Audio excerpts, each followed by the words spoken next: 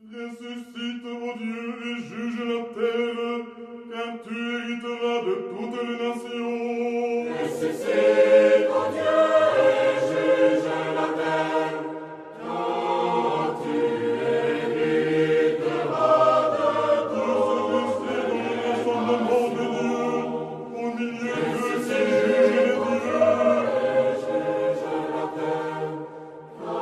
Jusqu'à quand jugerez-vous injustement, et blâmez pour le parti des pécheurs? Chers auditeurs de Dialogue RCF, bonjour. Au micro, le Père Jean Guette, du patriarcat œcuménique de Constantinople, orthodoxe, et recteur de la paroisse Saint-Hermogène à Marseille. La séance dernière, chers auditeurs, c'était la semaine qui arrivait sur Noël en quelque sorte. Je m'étais proposé, après avoir rappelé d'abord toujours nos problèmes de calendrier qui nous distinguent de l'Église occidentale, encore qu'ici, je rappelais que nous célébrions nous-mêmes, moi-même à Marseille, le 25 décembre la Nativité et le 6 janvier la Théophanie, ou ce qu'on appelle en Occident l'Épiphanie. Et on s'est proposé d'abord de faire un petit peu de remontée dans l'origine historique du pourquoi de la date du 25 décembre. Et aujourd'hui, on me propose de revenir sur le sens de la fête de la Nativité du Christ, comme nous l'appelons, à partir des textes liturgiques, étant entendu que tout ce que nous avons appris sans le savoir nous vient en réalité d'une tradition, et une tradition qui a été élaborée à la fois par les pères de l'Église, et cette tradition des pères de l'Église a imprégné les textes liturgiques. Ce que vous savez que bien que l'Église orthodoxe justement reste très attachée, et c'est ça qui fait partie de sa tradition, c'est de célébrer encore en quelque sorte selon tous ces premiers textes qui ont été élaborés notamment au cours du premier millénaire. Ainsi donc, premier thème de la venue du Christ, la naissance du Christ, le Christ récapitule la sainteté d'Israël. La fête de la Nativité est précédée d'une période d'attente, carême de 40 jours, ce qu'on appelle l'Avent, comme en Occident d'ailleurs, bien évidemment, mais pendant laquelle sont commémorés systématiquement, je dirais, les saints du peuple d'Israël ayant préparé sa venue, ayant espéré sa venue. C'est un temps d'attente et dont nous pensons que finalement, c'est ce qu'ils attendaient a été réalisé. Cet avant de Noël est marqué par la célébration, durant les 2 dimanches en particulier, qui précèdent Noël, des ancêtres de Dieu, selon la chair, cette fameuse généalogie du Christ, en Matthieu 1, 17, ou en Luc 3, 23, 38, véritable généalogie dans la chair, et des saints et par ailleurs des saints et justes de l'ancienne alliance, qui est donc une sorte de généalogie spirituelle et de celle prophétique et de celle de ceux qui attendaient justement et qui annonçaient la venue du Messie. La naissance du Christ est l'accomplissement de tous ces oracles accordés aux prophètes d'Israël, l'aboutissement d'une patiente préparation de l'humanité depuis David, Abraham, Noé et Adam.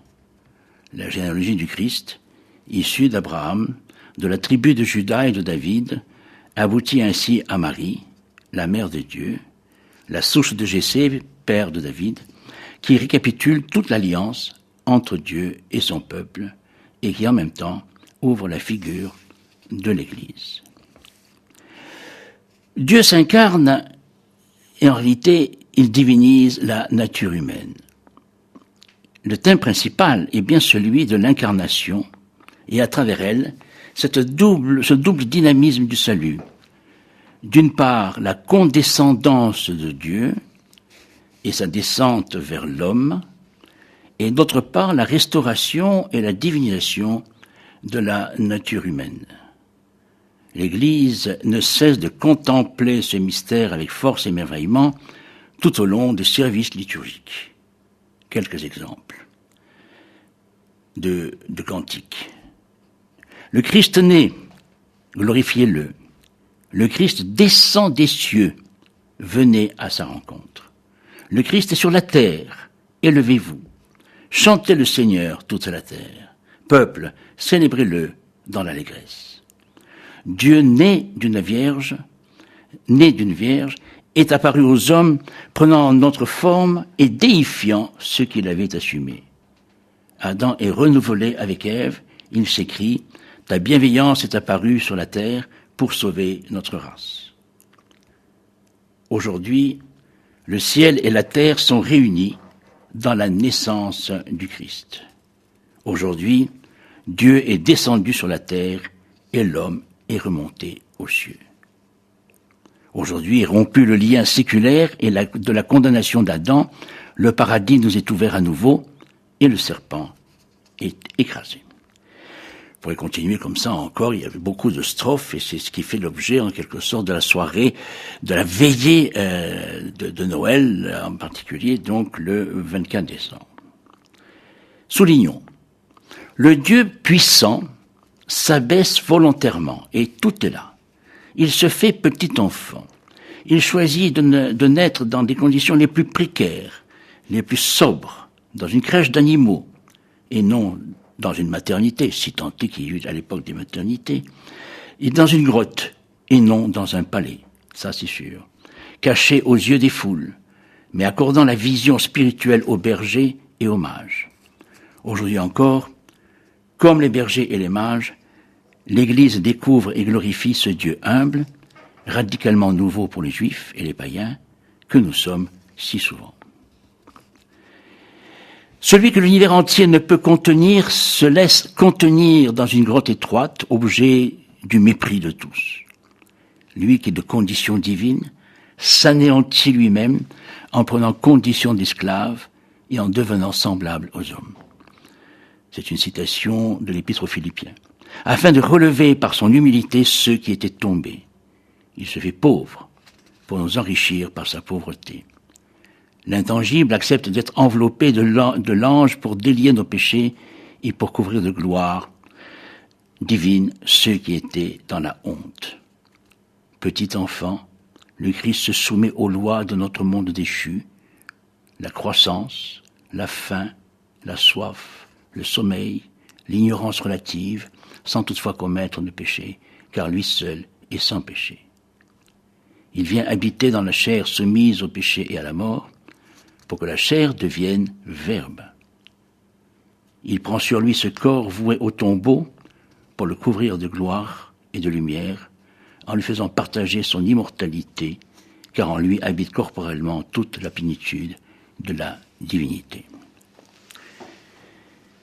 Dieu se révèle dans le monde et dans l'histoire des hommes. Malgré l'infinie discrétion de Dieu, la naissance du Christ rejaillit sur le cosmos et sur l'histoire. Telle est l'affirmation récurrente de toute la patristique du premier millénaire. Ta nativité, Christ, a fait lever sur le monde la lumière de la connaissance. Les adorateurs des astres ont appris d'une étoile à t'adorer, soleil de justice, et à te connaître au rayon d'en haut. Seigneur, gloire à toi. Tu es né caché dans la grotte, mais en s'exprimant par l'étoile, le ciel te proclama à tous les hommes au Sauveur, et il a conduit vers toi les mages qui t'adorèrent avec foi. Mais Noël est aussi une avant-fête de la Pâque. La fête de la nativité du Christ fait pendant à celle de Pâques, c'est-à-dire de la résurrection. Car le Christ est venu dans le monde pour aller jusqu'à la croix et pour ressusciter. Et de même qu'avant Pâques, il y a un temps de carême de 40 jours, avant Noël, il y a ce temps de carême de 40 jours, cette attente. Et déjà est annoncée la grotte annonce le tombeau, il y a comme une préfiguration. Les langes du bébé figurent les bandelettes du corps enseveli. Ici, le Christ apparaît dans le monde sans porter atteinte à la virginité de sa mère, la naissance. Là, il triomphe de la mort et sort du tombeau sans briser les scellés. À Bethléem, un ange est envoyé aux bergers. À Jérusalem, un ange resplendissant annonce sa résurrection aux femmes porteuses de myrrhe. La naissance du Dieu incarné ne peut pas être séparée du grand mystère de la croix, et de la résurrection. Le Dieu éternel qui vient de naître est le Dieu immortel qui va mourir pour le salut des hommes. Les textes de la fête soulignent que l'enfant emmailloté de l'ange est le même qui sera enseveli dans le tombeau et que la myrrhe des femmes apportée par les mages est destinée à sa sépulture. Aujourd'hui est né de la Vierge celui qui dans sa main tient toute la création. Il est emmailloté de l'ange comme un mortel, lui qui par essence est insaisissable. Lorsque le Seigneur Jésus est né à Bethléem de Judée, les mages sont venus de l'Orient adorer le Dieu ayant pris notre humanité. Ils lui offrent avec ferveur leurs dons précieux, de l'or pur au roi des siècles, de l'encens au Dieu de l'univers et comme à un mort de 3 jours, de la myrrhe au Dieu immortel. Ainsi donc, tout le sens, la portée de la venue de Jésus, Fils de Dieu, Dieu se fait homme. Se fait homme, il entre dans l'histoire. Il entre dans l'histoire de l'humanité pour réconcilier le Créateur avec sa créature. En réalité, tout le plan de rédemption est un plan de réconciliation, de renaissance, régénérescence, de résurrection et de toute guérison. Ainsi donc, en célébrant la nativité du Christ, que nous devons célébrer dans l'humilité, car si Dieu s'est abaissé, nous aussi, nous devons nous abaisser pour le rencontrer, car c'est dans cet abaissement précisément que nous nous retrouvons. Bonne fin de journée, bonne semaine, à la semaine prochaine.